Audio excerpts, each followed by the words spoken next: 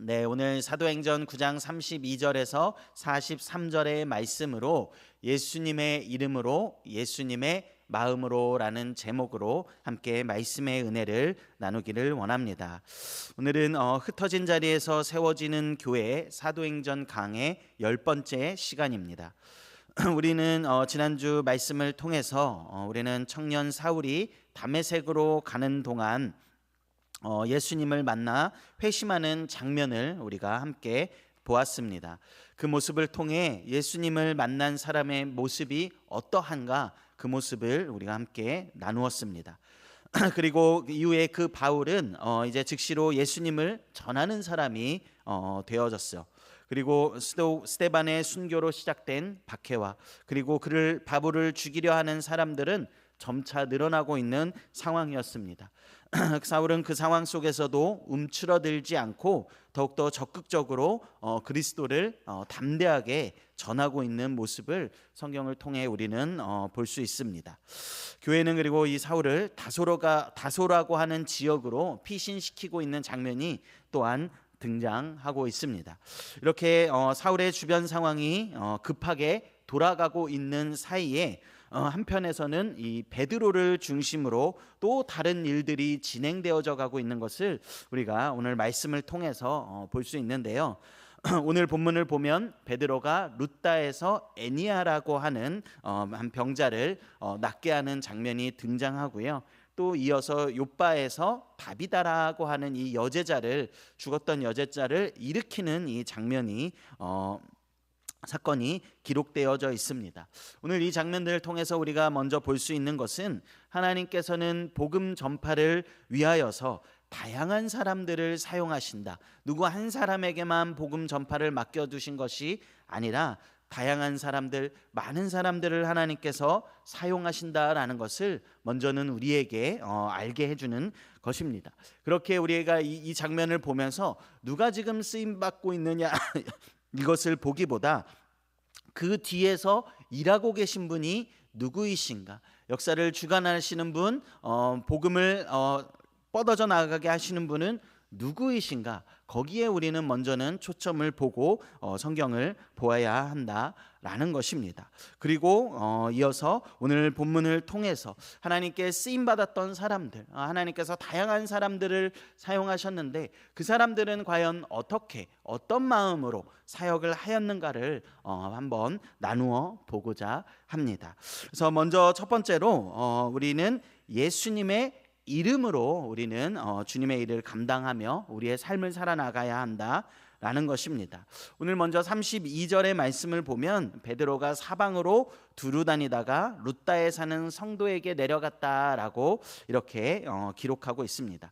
즉 베드로의 어떻게 보면 신방이죠. 여기저기 찾아다녔던 이 베드로의 신방 이야기를 기록하고 있는데요.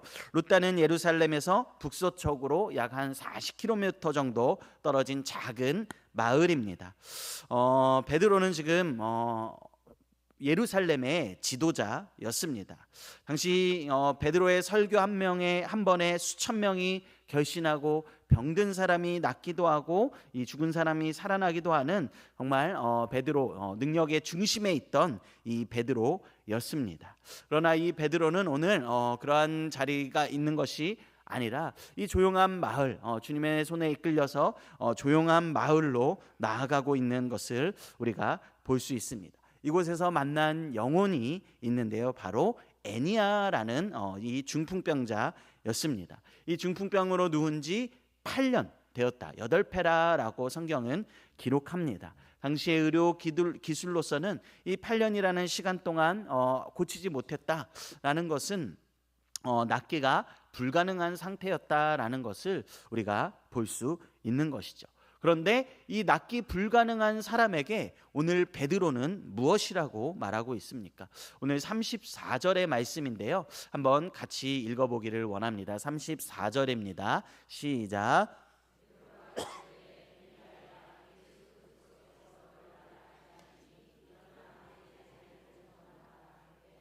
곧 일어나니. 아멘. 네, 베드로는 지금 이 낫기 불가능해 보이는 이 병자에게 무엇이라고 말하고 있습니까? 일어나서 내 자리를 정돈해라 라고 말씀하고 있습니다.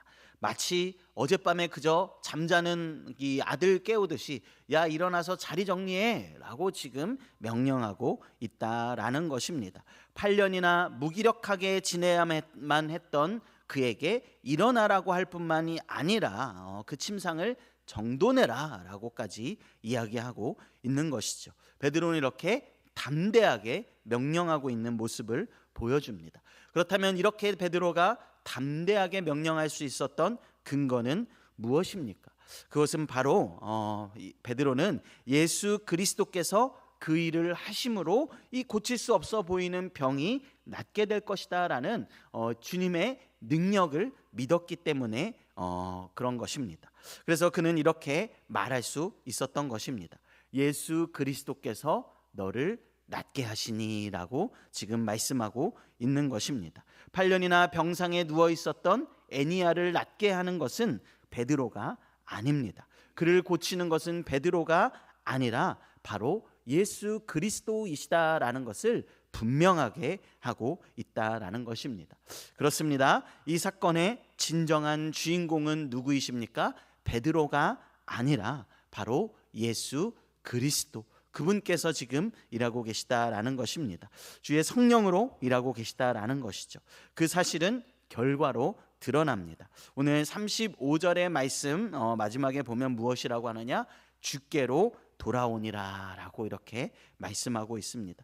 이 사건을 본 루다와 사론의 많은 사람들이 베드로를 따르게 되어진 것이 아니라 예수 그리스도께로 돌아왔다라고 이렇게 말씀하고 있는 것입니다.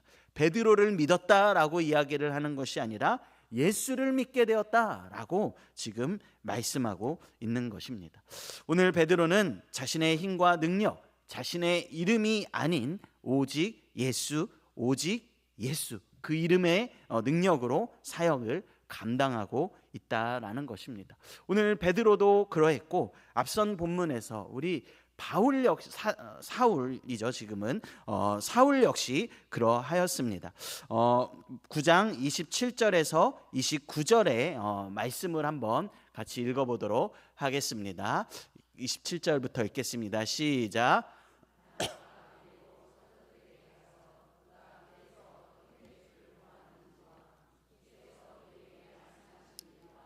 다메섹에서 그가 어떻게 예수의 이름으로 담대히 말하였는지를 전하니라.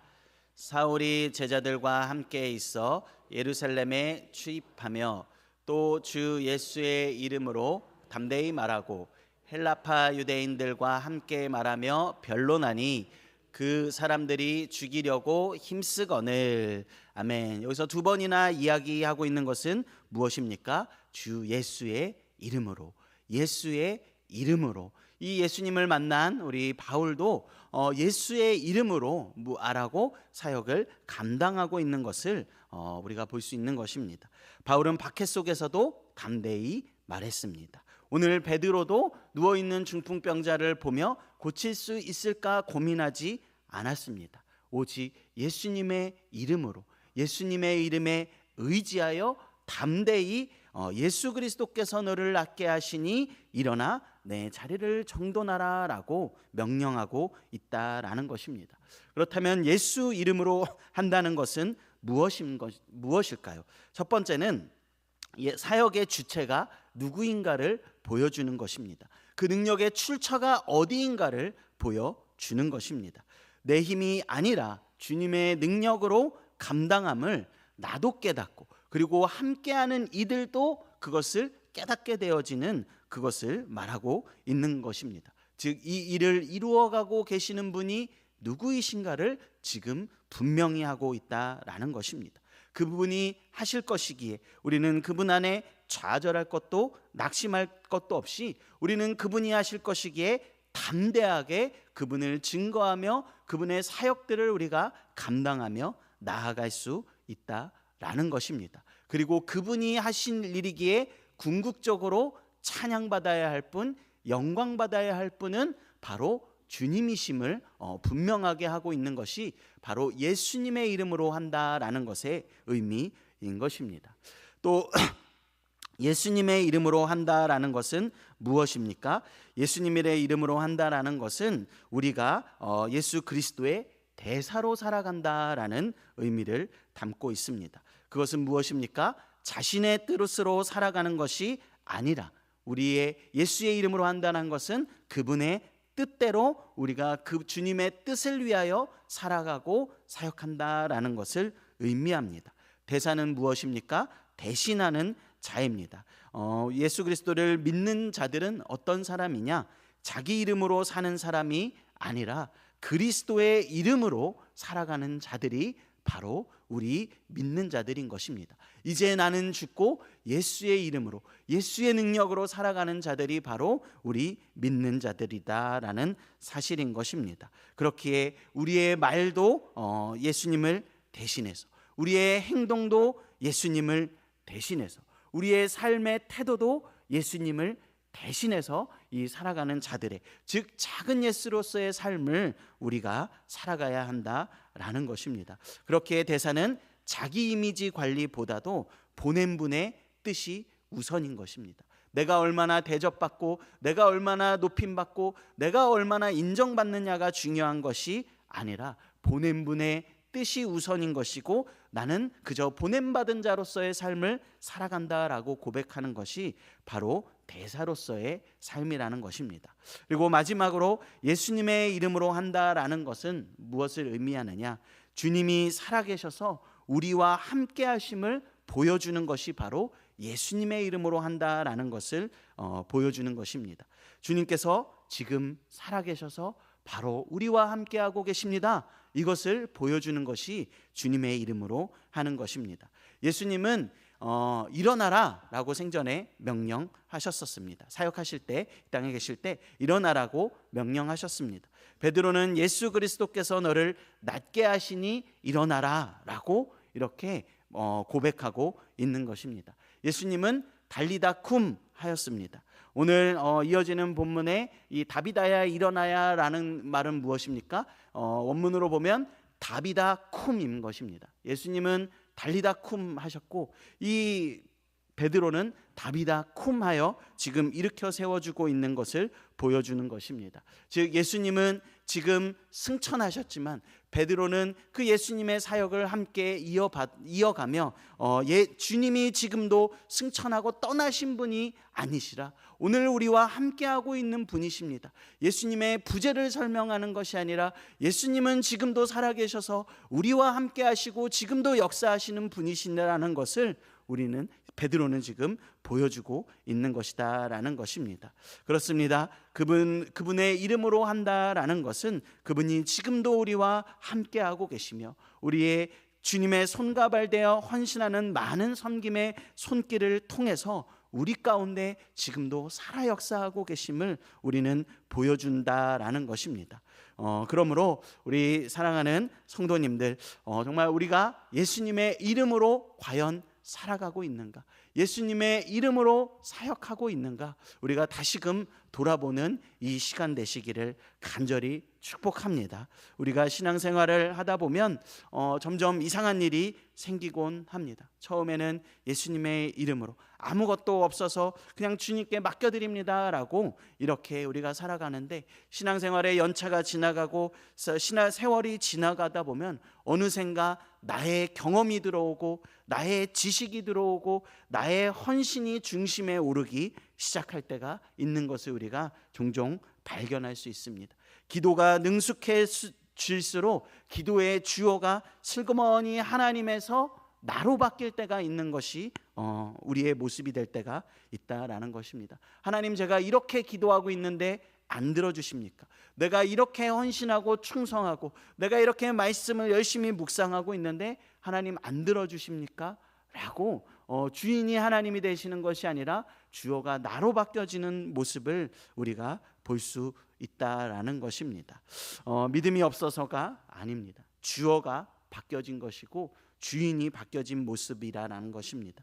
베드로는 8년 된 병자 앞에서 자신의 경험과 능력을 전혀 내세우지 않았습니다. 오직 이름 하나만 선포했습니다. 그 이름 무엇입니까? 바로 우리 주 예수 그리스도, 그분의 이름만 선포했다 라는 것입니다. 사랑하는 성도 여러분, 오늘 우리 신앙생활의 주어가 누구인지, 우리가 사역하는 모든 것들의 주어가 누구인지, 내 삶의 주어가 누구인지 우리 한번 다시금 돌아보시기를 간절히 축복합니다. 그리고 주님께서 우리에게 허락하신 우리의 생계도, 물질도, 우리의 건강도, 우리의 사역도, 오늘 우리의 삶의 모든 영역도, 우리의 기도도 다시 한번 그분께 온전히 맡겨드리시는 귀하고 복된 우리 성도님들 되시기를 주님의 이름으로 간절히 축복합니다. 아멘. 두 번째는 주님의 일을 감당하는 우리 사람들은 예수님의 마음으로 그 모든 일들을 감당하며 나아갔다라는 것입니다. 이제 장면이 바뀌고 있는데요. 오늘 36절의 말씀을 한번 같이 읽어보도록 하겠습니다. 36절입니다. 시작.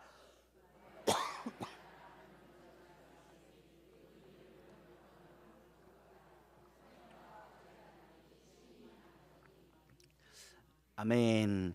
네, 다비다라는 여제자가 등장을 하고 있습니다. 아람어로 다비다, 헬라어로 도르가, 둘 다 같은 뜻이죠. 가젤, 영양 이런 뜻을 담고 있습니다. 민첩하고 아름답다 이런 의미를 담고 있는 것입니다. 그는 사도도 아니었고 설교자도 아니었습니다.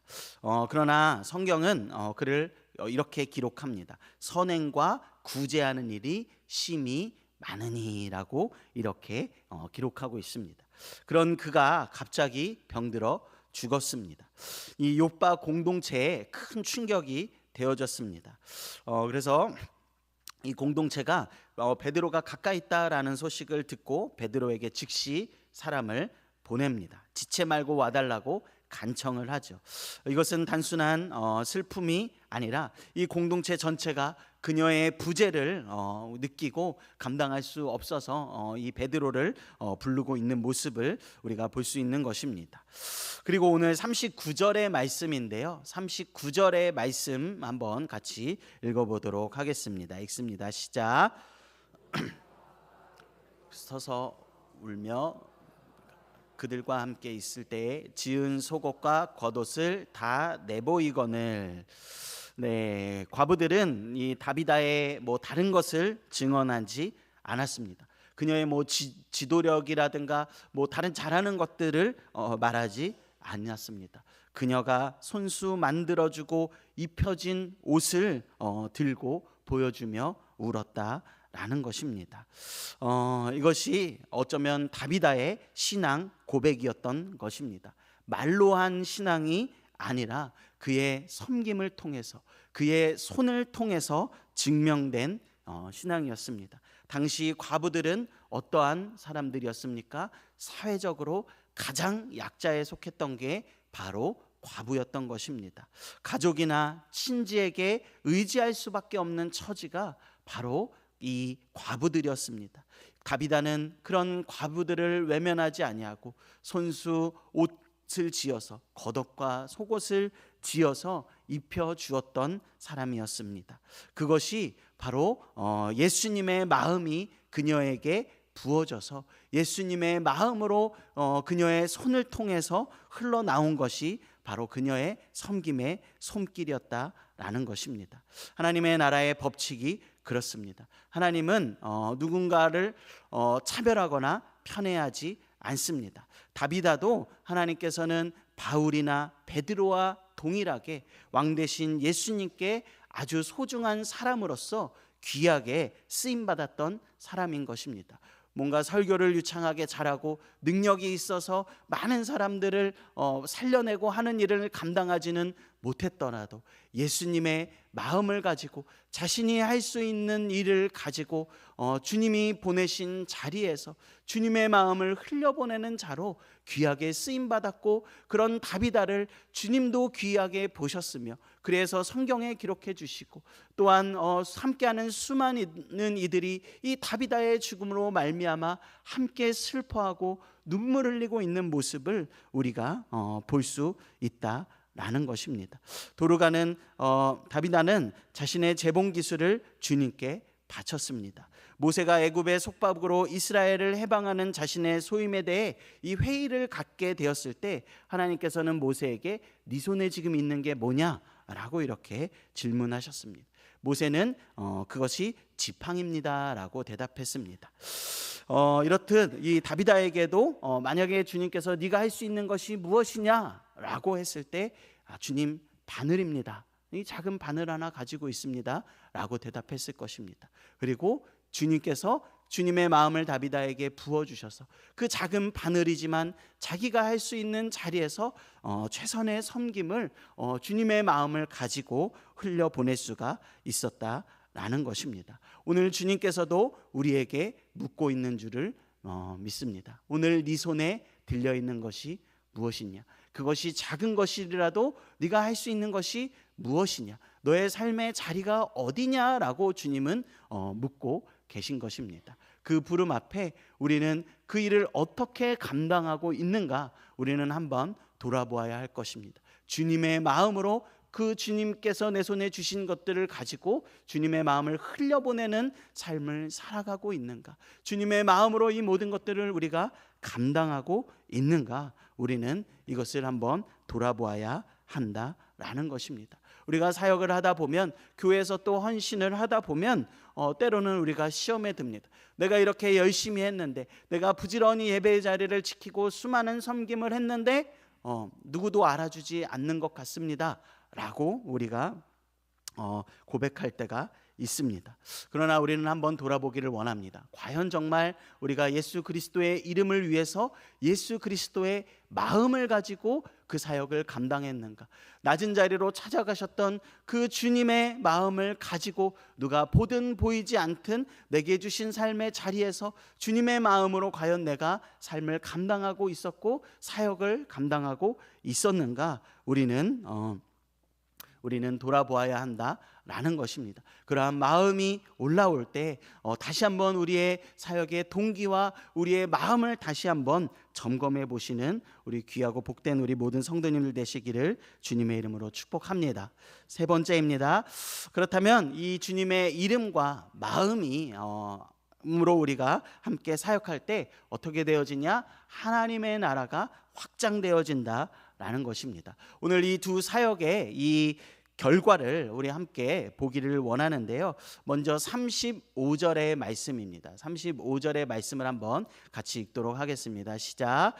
루다와 사론에 사는 사람들이 다 그를 보고 주께로 돌아오니라. 아멘. 이 애니야를 치유한 후에 어떻게 되어졌다? 아까도 읽었던 말씀이지만 다 그를 보고 주께로 돌아왔다 라고, 예수님의 이름으로 나아갔을 때 많은 사람들이 주께로 돌아왔다라고 기록하고 있습니다. 오늘 또 다비다의 이 소생 후에 42절의 말씀은 또 무엇이라고 기록하는지 42절의 말씀 또한 읽어보도록 하겠습니다. 시작. 온 요파 사람이 알고 많은 사람이 주를 믿더라. 아멘. 이 다비다의 사역 후에도 이 예수 이름으로 나아갔던 이 다비다의 소생 후에도 어떤 일이 일어나느냐? 많은 사람이 주를 믿게 되었다라고 이렇게 고백하고 있는 것입니다. 기적이 일어났을 때도 주께로 돌아왔습니다. 섬김의 삶이 드러날 때도 많은 사람들이 주께로 돌아오는 것입니다. 이 동일한 결론이 이 놀라운 역사에 동일한 결론이 드러나고 있는 것입니다. 그것은 무엇이냐? 하나님 나라의 확장이다라는 것입니다. 우리 한번 생각해 보시기를 원합니다. 우리 가운데 만약 예수님의 이름만 있고 예수님의 마음이 없다면 어떻게 되어지겠습니까? 고린도전서 13장에서 지적하고 있는 말씀이 있죠. 내가 사람의 방언과 천사의 말을 한다 할지라도 사랑이 없으면 소리나는 구리와 울리는 꽹과리가 되어버린다라고 그렇게 말씀하고 있다라는 것입니다. 능력은 있으나 사랑이 없는 신앙이 되어버린다라는 것입니다. 그것은 사람들의 눈을 끌 수 있어도 그들을 주께로 인도하는 데는 이끌지 못한다라는 것입니다. 반대로 예수님의 마음만 있고 예수님의 이름이 없다면 어떻게 되어지겠습니까? 그 사람은 아마 좋은 사람이라는 평판은 듣게 될 것입니다. 와, 저 사람은 사랑이 많아, 저 사람은 참 좋은 사람이야 라는 칭찬은 분명히 들을 것입니다. 따뜻한 이웃이 되어줄 수는 있을 것입니다. 그러나 그 섬김이 복음이 되어지지는 못한다라는 것입니다. 사람들이 그 사람을 좋아하게 될 수는 있지만 그 사람을 통해서 예수의 이름이 선포되어지고 예수님을 만나는 일에 이끌지는 못한다라는 것입니다. 중요한 것은 무엇입니까? 예수님의 이름으로, 예수님의 마음으로, 이 두 가지를 함께 가지고 우리가 사역하며 주의 일을 감당하며 나아가야 한다라는 것입니다. 예수님의 이름의 능력과 예수님의 마음의 섬김이 우리 한 사람 안에서, 우리의 한 공동체 안에서 결합될 때 비로소 우리 복음은 더욱더 힘있게 뻗어져 나아가게 될 것입니다. 우리 많은 사람들이 전도하면 우리 이야기를 합니다. 전도하기에는 내가 참 말을 잘 못해서 전도하기는 좀 어렵고 저는 자신이 없습니다 라고 말할 때가 있습니다. 그런 분들께 오늘 본문은 말합니다. 베드로는 말 잘해서 전도한 것이 아니라 오직 예수 그리스도의 이름으로 그 이름을 선포했습니다 라고 말씀하고 있는 것입니다. 그 이름을 선포할 때 뒤에서 역사하시는 우리 주님의 능력이 나타났습니다. 당신도 할 수 있습니다 라고 오늘 본문은 이야기하고 있는 것입니다. 두 번째로 오늘 본문은 또 말합니다. 이 다비다의 일상이 선교의 현장이 되었다라는 것입니다. 특별한 프로그램도 훈련도 아닙니다. 예수님의 마음으로 사는 삶 자체가 전도고 그 삶이 바로 현장이다라는 것입니다. 룻다도 바뀌었고 욥바도 바뀌었습니다. 무언가 특별한 전도 집회가 아닙니다. 두 사람이 각자의 자리에서 이름으로 행하고 마음으로 살았을 때 주님의 놀라운 일들이 일어나기 시작했고 사람들이 주께로 돌아오는 축복의 역사가 일어났다라는 것입니다. 말씀을 맺고자 합니다. 우리 주님의 이름에는 능력이 있는 줄로 믿습니다. 그리고 그분은 온 교회의 머리 되시며 온 세상의 구주가 되어주시는 줄로 믿습니다. 동시에 그분은 사랑과 긍휼이 풍부하셔서 과부의 재판장이 되어주시고 고아의 아버지가 되어주십니다. 우리 주님은 병자의 의사가 되어주셨고 가난한 자와 억눌린 자의 친구가 되어주셨습니다. 누구도 가까이 하고 싶어하지 아니하는 세리나 창녀들과 즐겨 식사하셨습니다. 우리가 믿고 사랑하는 그분께서 그런 모습으로 사셨다면 우리도 그분의 이름으로 그분의 제자로서 그분의 마음 가지고 살아가는 우리 모든 성도가 되어야 한다라는 것입니다. 예수님의 이름으로 우리가 행하고 예수님의 마음으로 낮은 곳을 향해 나아갈 때 주님의 복음이 힘있게 뻗어져 나아가게 될 줄로 믿습니다. 우리 중에 베드로처럼 극적인 기적을 행하는 사람이 많지 않을 수 있습니다.